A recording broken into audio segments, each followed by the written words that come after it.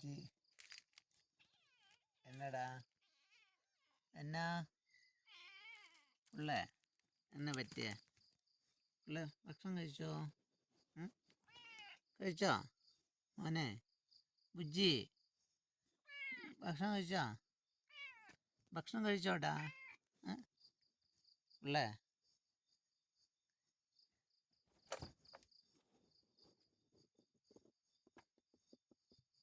ഈ പൂച്ചയ്ക്ക് ഒരു പ്രത്യേകത ഉണ്ട് കേട്ടോ. അതൊന്നല്ല, ഇത് ഞങ്ങൾ താമസിച്ചപ്പോൾ ഇവിടെ പഴയ വീട്ടിലുള്ള പൂച്ചയാണ്. കുഞ്ഞിതിൽ വന്നതാ.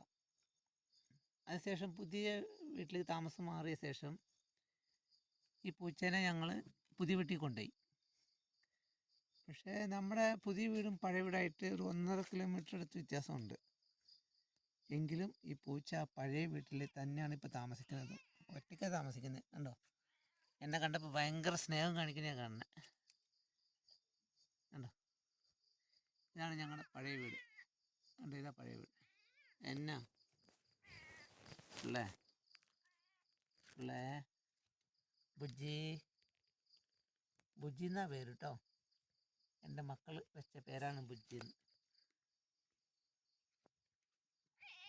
എന്ന്. എടാ ബുജ്ജി, ഭയങ്കര സ്നേഹ.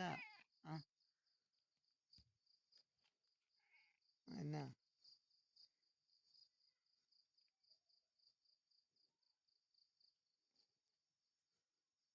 മൃഗങ്ങളായാലും വളരെ സ്നേഹമുള്ളതാണ്. കണ്ടോ, കാലിൻ്റെ ചോട്ടിൽ നിന്ന് മാറുന്നില്ല. എടാ ബുജ്ജി എവിടെ ബുജ്ജി? കണ്ടോ.